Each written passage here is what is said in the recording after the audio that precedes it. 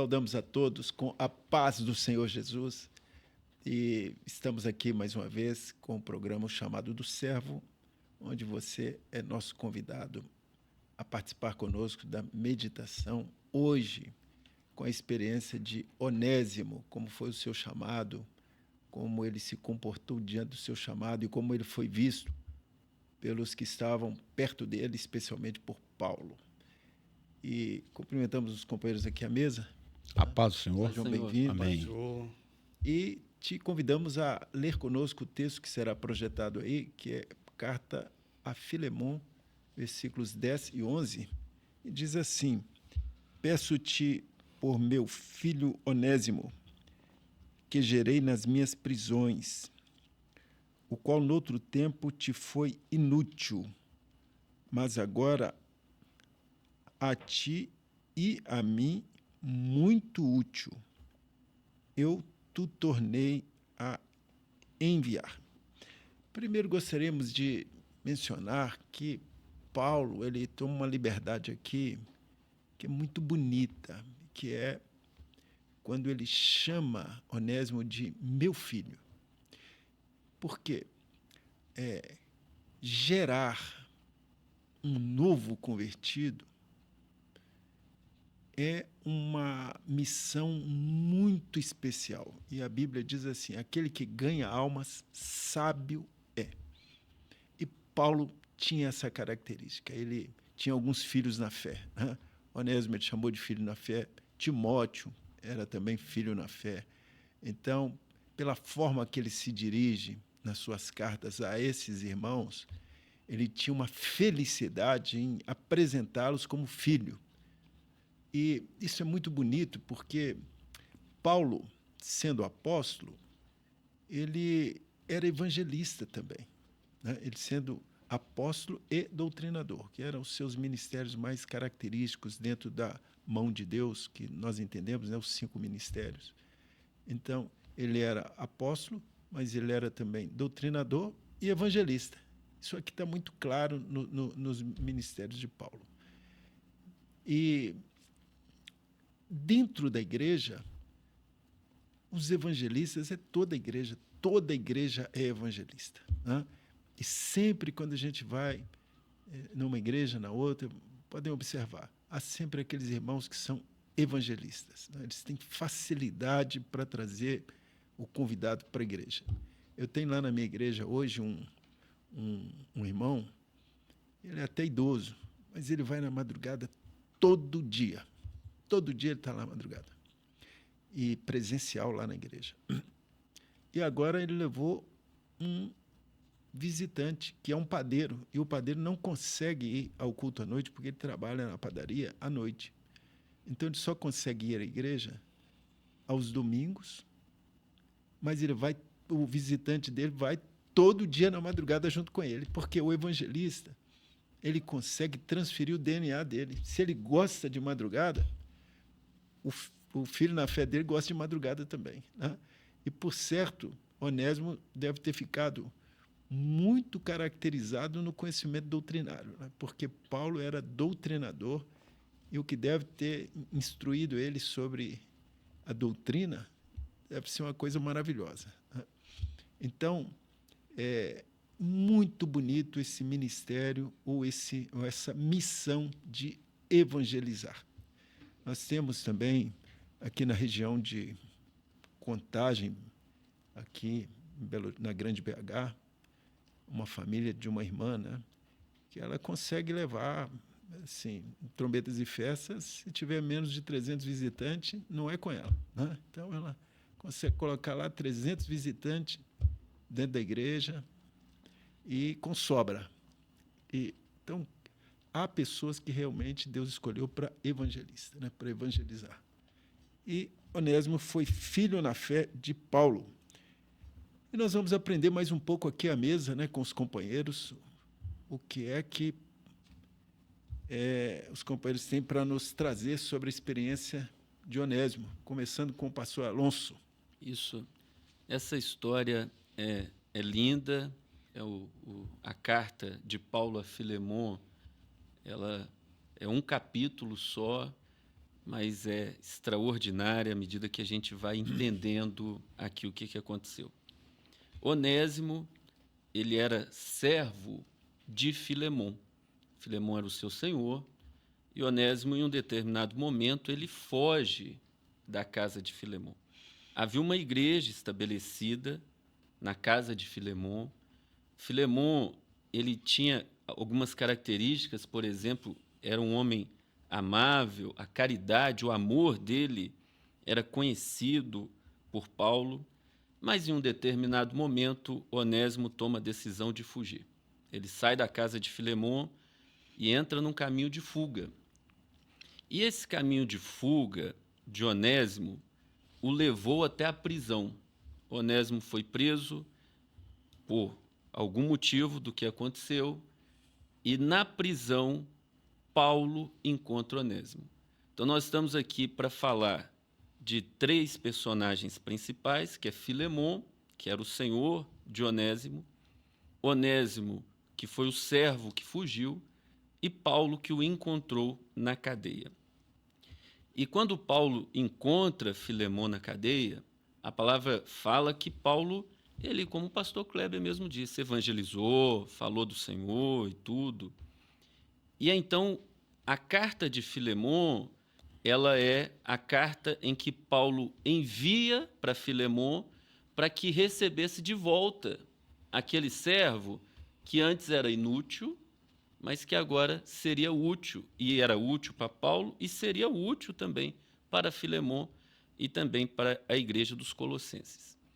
E o interessante aqui é que há um paralelo muito maravilhoso com essa nova trajetória de Filemon. E Paulo estava preso por anunciar a palavra. Filemon, porém, estava num caminho que era um caminho de, como a palavra diz, um abismo chama outro abismo. E é nesse momento do encontro dos dois que acontece o chamado de Filemon, que Filemon tem uma vida transformada. Paulo, há 2 referências bíblicas sobre Filemon na carta, sobre Onésimo, perdão, a carta a Filemon, e em Colossenses também, 4:9, a palavra diz que juntamente com Onésimo, o amado e fiel irmão, que é dos vossos.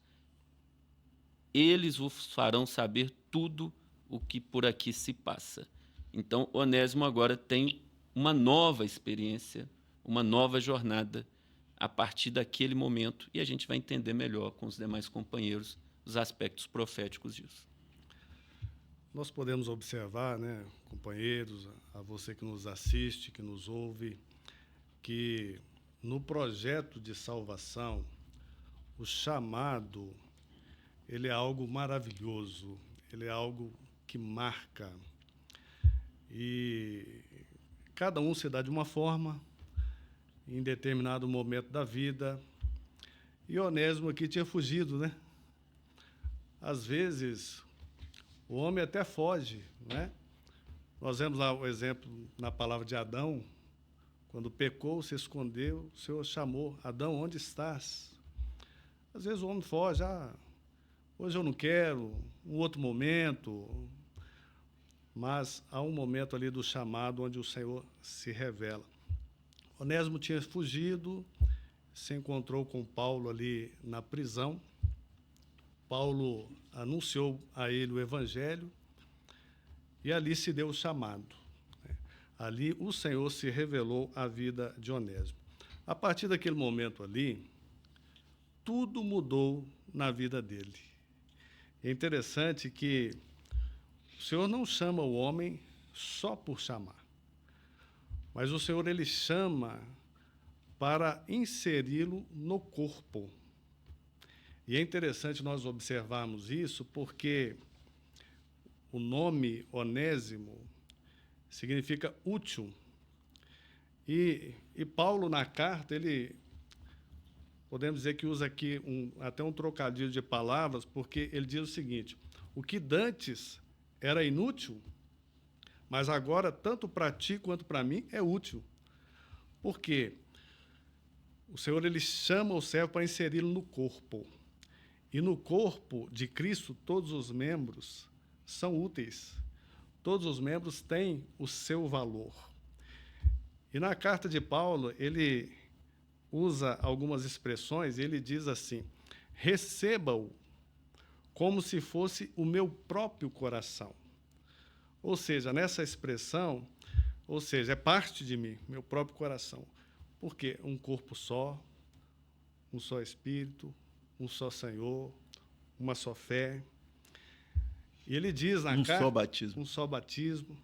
E ele diz na carta o seguinte: mas receba, não, mas não mais como escravo, mas recebam como irmão muito amado. Glória a Deus. Por quê? Porque aqui nós vemos o novo nascimento, não é?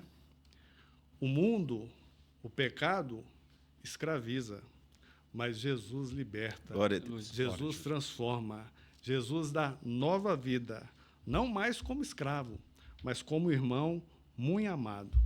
Paulo usa uma expressão aqui também, e ele diz assim: eu gostaria de mantê-lo comigo. E aqui nós vemos a comunhão, né, que existe no corpo. Gostaria de mantê-lo comigo, para que por ti me servisse nas prisões do Evangelho. É a comunhão.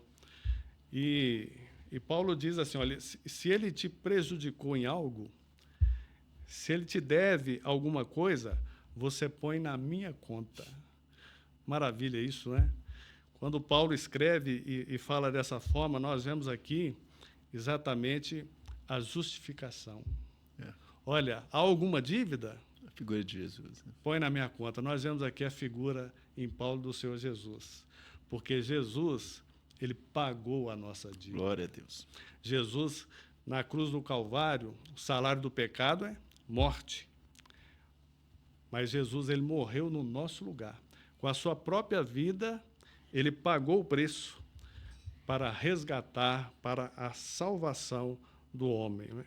E concluindo aqui, a carta fica evidente, é importante destacar aqui também, a obediência e a fé. Porque quando Paulo escreve a Filemon sobre Onésimo, ele diz assim: ó, escrevo confiado, certo de que me obedecerá e que fará ainda mais do que eu tenho te pedido. Glória a Deus. Então nós vemos aqui a obediência e a fé. O pastor Elcio vai falar mais ainda disso, né? Mas a carta, ela foi ali um salvo-conduto, né? Um escravo fugido. Se voltasse, podia ter até sentença de morte. Mas a carta de Paulo foi o salvo-conduto para a preservação da vida. Maravilha. Só completando aquilo que o Exiomar, né, e os companheiros falaram, o seguinte: Onésimo era um escravo fugido do seu senhor. Muito bem. Toda a Bíblia, ela é profética. Ela aponta para nós, para a nossa vida. Nós somos Onésimos. É como se Filemon fosse o Senhor. Nós, como os companheiros já mencionaram, né? O homem um dia fugiu da presença de Deus, Adão, né? E Deus procurou Adão. Adão, onde estás? Filemon, por certo, procurou Onésimo. Onésimo fugiu. Onde estás, Onésimo? Onésimo fugiu. Mas acontece que, então, Filemon é a figura do pai. Onésimo é a figura do homem pecador que se afasta da presença de Deus. E Paulo, como os companheiros bem colocaram, é a figura de Jesus. Então, lá na prisão, eles se encontram, é o encontro do pecador, né, com o Senhor Jesus, né, Paulo, tipo ali do Senhor Jesus, e ele se converte, né, e tem a vida transformada. E agora, interessante que Paulo envia Filemon de volta, envia Onésimo de volta a Filemon, ao seu senhor, né, com a carta. A carta é exatamente, como foi falado, o salvo-conduto, né? E se ele chegasse lá sem nada, poderia ser preso, morto. Não, ele chegou com a carta lá. E se alguma coisa ele te deve, põe na minha conta. Então, Jesus pagou a dívida por nós. Mas, para encerrar aqui, eu gostaria de falar do propósito maior da vida. Muitas vezes nós achamos que, muitos acham que a vida ela se resume a trabalhar, né? Muitas vezes a ganhar bens, construir uma casa, né? Ter alguma coisa de valor, construir uma família, educar uma família, e as coisas que todos nós participamos, todos nós participamos. Mas há um sentido maior na vida. Há um sentido maior na vida. Então, eu fico imaginando Onésimo. Onésimo estava lá servindo o seu Senhor, não estava satisfeito, eu quero liberdade, eu quero viver a minha vida, não quero ninguém mandando em mim. Fugiu, mas agora ele encontra o motivo maior da vida, que é o Evangelho, é viver na presença de Deus. Então, ele conheceu Paulo na prisão, depois os dois saíram, como Alonso citou bem. Ele me é muito útil, né, na pregação do Evangelho. Ele se tornou ali um servo muito usado. Então, ele encontrou um sentido maior do que tudo, do que trabalhar, do que casar, do que ter filhos, do que tudo. É a vida, né, uma vida de comunhão com Deus. É a obra de Deus. E agora, quando Paulo escreve a Filemon, né, e Onésimo leva a carta, o propósito maior estava ali. Filemon, você tem uma igreja na sua casa, recebe-o não como escravo, recebe como um irmão em Cristo. Então, o reino de Deus estava acima de tudo. Estava acima se Filemon era senhor, se Onésimo era escravo, era servo, né? Se tinha família, se não tinha, não sei o quê. Acima de tudo isso está o reino de Deus. Buscai primeiro o reino de Deus e as demais coisas vos serão acrescentadas. Eu achei maravilhoso, os companheiros estavam falando, e eu estava meditando o sentido maior da vida. É a vida espiritual, é o reino de Deus. Os valores são Os outros. valores são totalmente outros. São outros valores. Paulo até diz, né? Não mais vivo eu, mas Cristo vive em mim, e a vida que agora vivo na fé, né? Vivo no Filho de Deus. Essa é a nossa grande experiência, né? É. Uma nova vida. E Onésimo desfrutou dessa nova vida. A situação que ele chegou foi uma situação, talvez, limite, né? Tá preso, talvez sem esperança, que situação que estava, fugindo, mas há um Deus que transforma vidas e histórias, né? E completando aqui, é o seguinte, quando a pessoa alcança o reino de Deus, não importa se ele está preso, Paulo estava preso, mas ele estava glorificando a Deus na prisão, estava pregando e tal. Não importa se é escravo, não importa se é pobre, não importa se está em, né, qualquer situação, se é rico, né? Então, o reino de Deus está acima de todas. E o reino de Deus não é comida nem bebida, mas paz, alegria no Espírito Santo. Não tem coisa melhor do que essa. É um valor incomparável. Um valor incomparável. Interessante que o chamado, às vezes, ou vem pelo amor, ou vem pela dor. Onésimo estava num momento difícil, escravo, fugindo, preso, encontrou com Paulo na prisão. Só dor. Sai de um problema e entra em outro. Mas tudo mudou na vida dele. Glória a Deus. Algo maravilhoso. A salvação, essa mudança completa, essa bênção gloriosa que Deus tem para a vida do homem. Amém. Soteria, né? Felicidade, né? Salvação também é felicidade. Glória a Deus por isso. Amém. Meus queridos, então, chegamos ao final de mais um programa, O Chamado do Servo. Esperamos que todas essas experiências sirvam para a sua edificação e, quem sabe, até para você que não conhece o Senhor, dar um tempo, ir à igreja, ouvir a palavra de Deus, porque, como dissemos aqui, você vai encontrar o Senhor. O Senhor pode te encontrar em qualquer lugar, né? Mas o lugar mais certo de você encontrá-lo é sempre na igreja, né? Ele está lá, com certeza, te esperando para te abençoar. Despedimos, então, dos nossos companheiros aqui à mesa. Paz do Senhor. Amém. Paz do Senhor. Paz do Senhor. E de você que nos assiste. Continue com a nossa programação na TV Manaim, nos nossos diversos canais. Seja sempre bem-vindo. A paz do Senhor Jesus. Amém. Amém.